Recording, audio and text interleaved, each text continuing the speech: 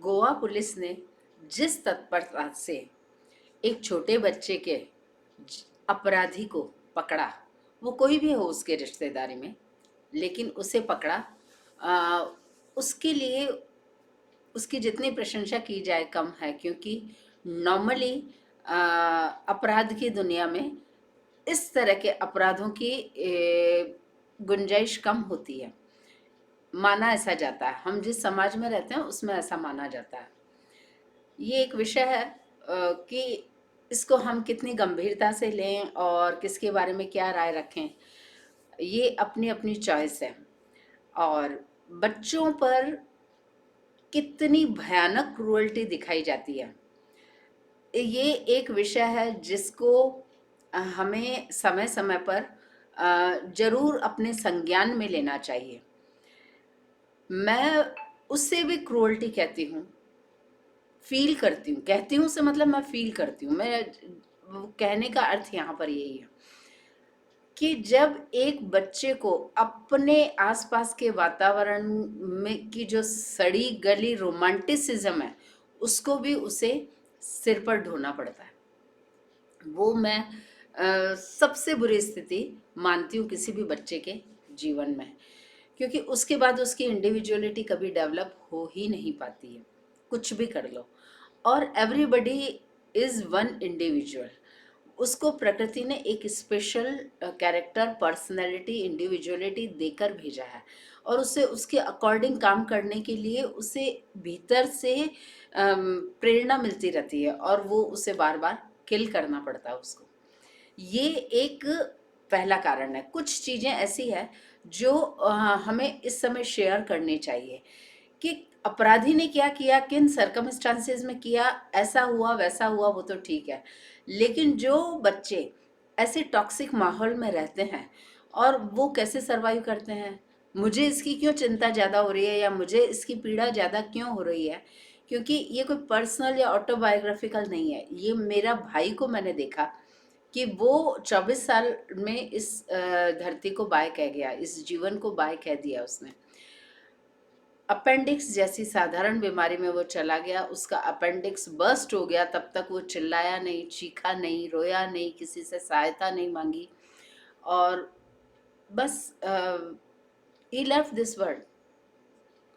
तो ये उसके पहले की जो तैयारी है जिसमें उसने पीड़ा को सहना सीखा, उसके बारे में तो मुझे कोई याद ही नहीं आता कि किसी ने, मतलब गिन के मैं 5 लोग बता सकती हूँ कि जिन्होंने उस पर ध्यान दिया होगा, उसका संज्ञान लिया होगा हल्का फुल्का, या उन्हें पता था कि ये बच्चा बहुत ही तकलीफ में है।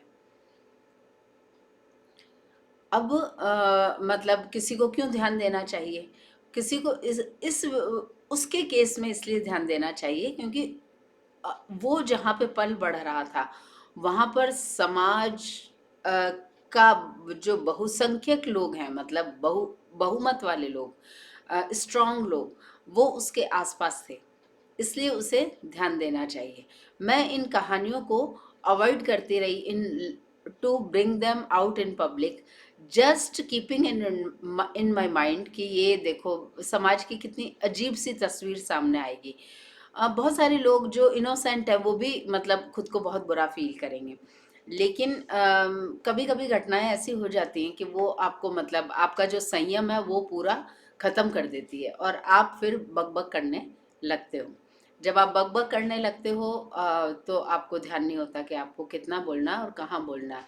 और वैसे भाषा किसी भी काम की नहीं है। भाषा के द्वारा किसी को कंट्रोल में लेना मदारी का खेल करना है, क्योंकि भाषा से हम उसी को कंट्रोल में ले सकते हैं जिसके दिमाग को हम समझते हैं। जिसके दिमाग को हम समझते हैं उसको हम कैसे एक प्लेयर की तरह, चेस के प्लेयर की तरह, उसको कहाँ पे कमज़ोर है, कहाँ पे स्क्रू करना है, कहाँ पे झंडा फहरवाना है, कहाँ पर उसको गद्दी दे देनी है, कहाँ पे खींच लेनी है, वो हमें पता होना चाहिए। तब हम उसे भाषा के द्वारा कंट्रोल में ले सकते हैं और एक मदारी का खेल दिखा सकते हैं। तो ये पहले इस घटना की इतनी पीड़ा है कि उसको मतलब भाषा के द्वारा अम, समाज में लाना, प्रकाश में लाना, और अब तब जबकि वो है भी नहीं इस धरती पर, तो मतलब उसका क्या औचित्य क्या है, ये तो कभी समझ में नहीं आया। तो ये एक कारण शेयर किया है कि जिसके कारण ऐसे बच्चों पर बहुत जल्दी मेरा ध्यान जाता है। एक कहानी, रियल लाइफ कहानी मैं शेयर कर रही हूँ कि मैंने 2004-5 तक अपने घर में रहकर वर्क फ्रॉम होम किया।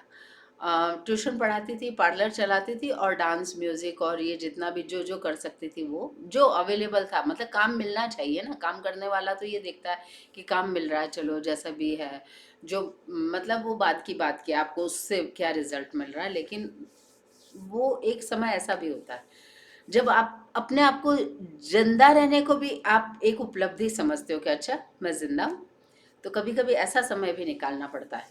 तो उस समय मतलब मैंने 2005 में जॉब करना शुरू किया। 5-6 के बाद मैं बाहर ही बाहर हूँ, काफ़ी काम करती हूँ और इस तरह से। तो एक स्कूल में, मैं नाम नहीं लूँगी क्योंकि सारे स्कूल सेम होते हैं, हमारी सोसाइटी सेम है। अपने भाई का किस्सा मैंने बताया आपको, तो नाम लेने की ज़रूरत नहीं है। लेकिन एक स्कूल में मैं सिंगिंग टीचर के रूप में अपॉइंटेड थी और हम एक क्लास में 4th की क्लास थी, शायद बच्चे होंगे 8 9 10 साल के बीच के, गर्ल्स थी और हम गाना गा रहे थे। टूटा टूटा एक परिंदा, ये वाला कुछ गाना चल रहा था। अल्लाह के बंदे कुछ ऐसा चल रहा था, बड़ा अच्छा सा गाना था।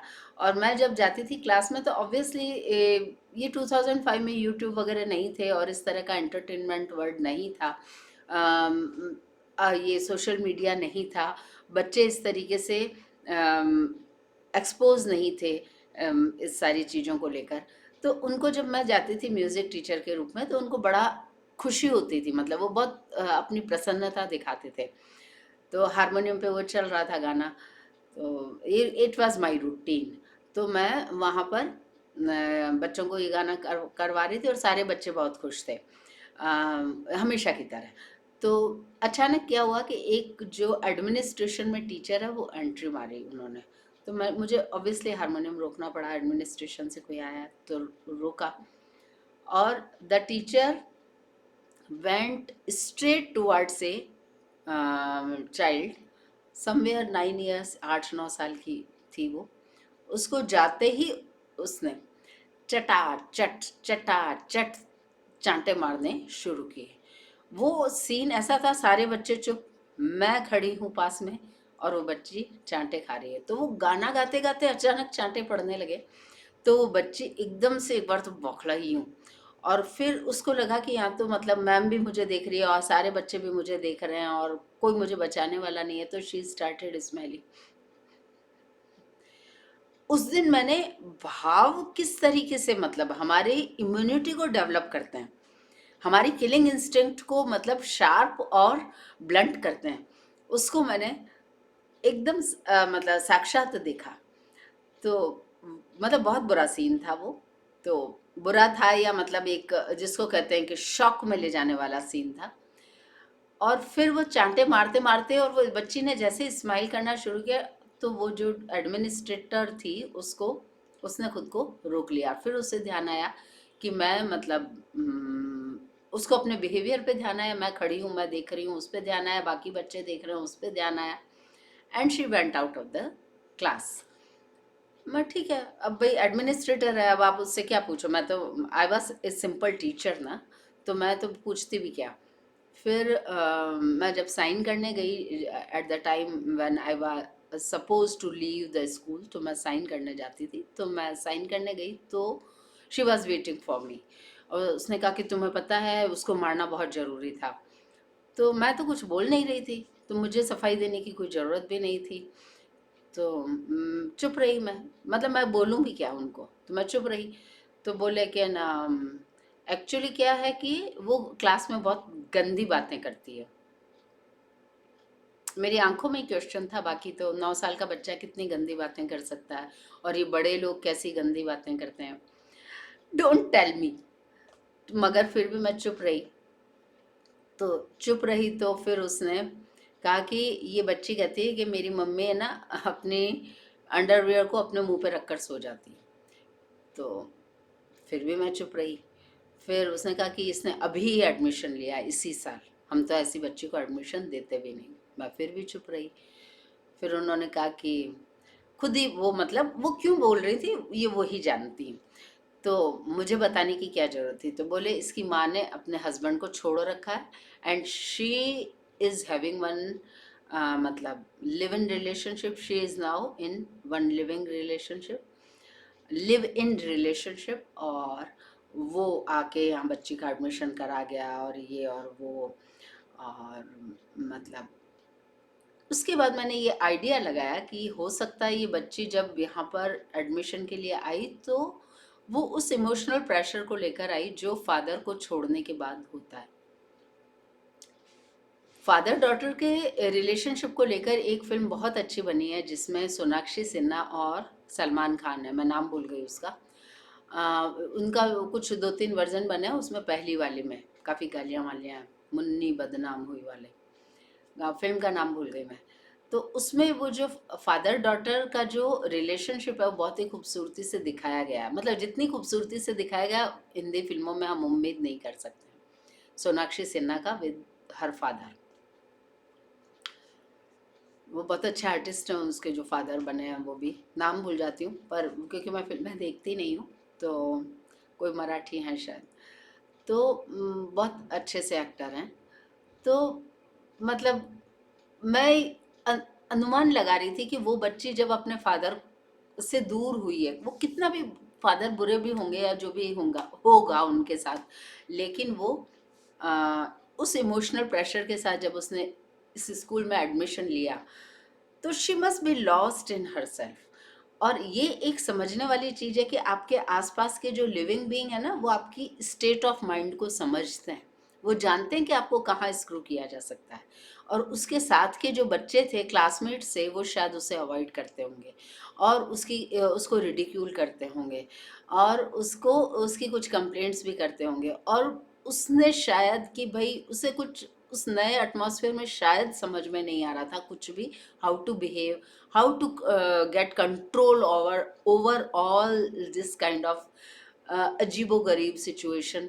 तो उसे नहीं समझ में आ रहा होगा शायद।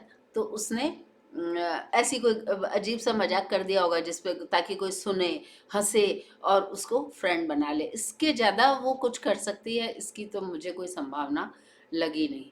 और बच्ची की मदर यदि लिव इन रिलेशनशिप में है और उसके फादर के साथ उसकी ट्यूनिंग नहीं है तो बच्ची की क्या हालत है। ये एक छोटा सा मतलब एक शेयरिंग थी जो मैंने मुझे ज़रूरी लगी तो मैंने की, इस उम्मीद में की कि इस न्यू जनरेशन में शायद कोई ऐसा हो, क्योंकि new generation people are showing too much strength for novelty, for new ways of life.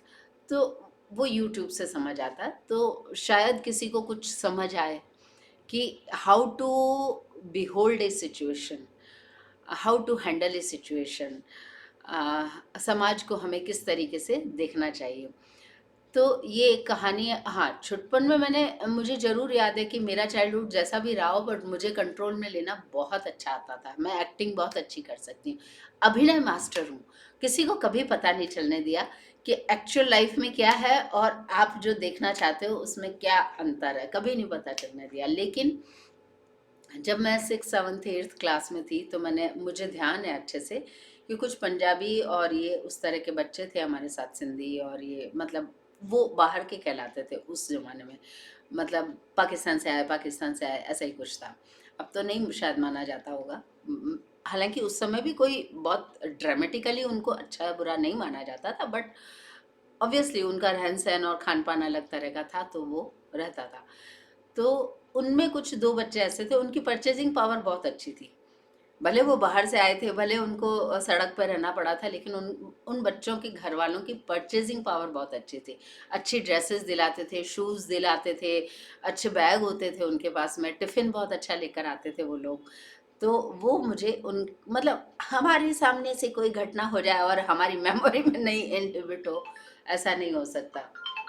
तो ऐसा मतलब मैं उन वो मुझे ध्यान है उनमें से कुछ बच्चे ऐसे थे कि जिनके फादर की सडनली डेथ हो गई। और वो जब मतलब ये समवेयर 72 3 के बाद 1972 3 की बात है।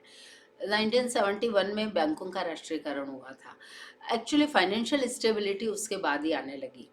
तो वो जो मतलब इंश्योरेंस होंगे नहीं, इस तरह से पैसा जमा होगा नहीं शायद, तो उनको मतलब फादर की डेथ के एकदम बाद उनकी सिचुएशन एकदम रिवर्स गियर में चली गई। तो वो बच्चे मतलब जो पहले फादर के रहते हुए थे, वो फादर के जाने के बाद में उस नॉर्मल सिचुएशन में आए ही नहीं। और किस तरह से वो सरवाइव करते थे, किस तरह से उनकी क्लासमेट से झगड़ा होता था, किस तरह से वो रोने लग जाते थे, किस तरह से वो अकेले रहते थे, किस तरह से वो लॉस्ट रहते थे, वो तो एक अलग ही कहानी है। मैं अपने स्कूलिंग लाइफ की जो टीचर्स हैं जिन्होंने शादी नहीं की, उनकी स्टोरीज मतलब उनका जो बिहेवियर है वो ऐसा आपके छाती पर मतलब एक जिसको कहते हैं मूंग दलने का काम कर रहा है। बहुत बोझ की तरह वो मतलब उनका बिहेवियर होता था। वो न हंसती थी, न रोती थी, न बोलती थी, न वो कहती थी मुझे चाय का बहुत शौक है। जैसे मैं चिल्लाती हूँ चाय का मुझे बहुत शौक है, ये मैं खाती हूँ, तो लोग मुझे आंखें फाड़ के देखते हैं ऐसे कि ये कैसे शौक रखती है, ये तो अकेली है। तो मैं उन्हें और चिल्ला चिल्ला के बताती हूँ कि हाँ मुझे चाय का शौक है, हाँ मुझे ये है वो मतलब अब कि उसके पीछे की कहानी मैं छोड़ रही हूँ। तो ये मतलब एक फूड फॉर थॉट है। ये फूड फॉर थॉट है कि वो ठीक है कल्प्रिट ने क्या किया, क्रिमिनल्स कैसे होते हैं, बच्चों के साथ क्या होता है, वो एक कहानी अलग है। लेकिन how society gives these children a place, वो भी हमें ध्यान रखना चाहिए। सिंपैथी कुछ नहीं होती। यदि आप किसी से सिंपैथी रखते हो तो डेफिनेटली आप किसी से नफरत करोगे, ये पक्की बात है। सिंपैथी की बात यहाँ नहीं हो रही, यहाँ ऑब्जर्वेशन और उसको लेकर एक अंडरस्टैंडिंग की बात हो रही है। Anyways, thanks for joining me. I hope कि आप सबको ऐसी अजीबोगरीब कहानियों से रिलेट ना करना पड़े। लेकिन ये कहानियाँ बहुत कॉमन है हमारी सोसाइटी में, और बच्चों पर तो कोई ध्यान देता ही नहीं है। बच्चों पर ध्यान देने वाले तो कोई नहीं है। राइटर लिखेंगे तो पर किया नायिका, नायिका घर में सास बहू, एक बहुत अच्छी है, एक बहुत खराब है, ऐसे स्पेसिफिक, एकदम स्पेसिफिक क्या हो सकता है? H2O की तरह हम हमारी लाइफ में स्पेसिफिक हो सकते हैं। ए food for thought. Thanks for joining me. नमस्ते, जय भारत।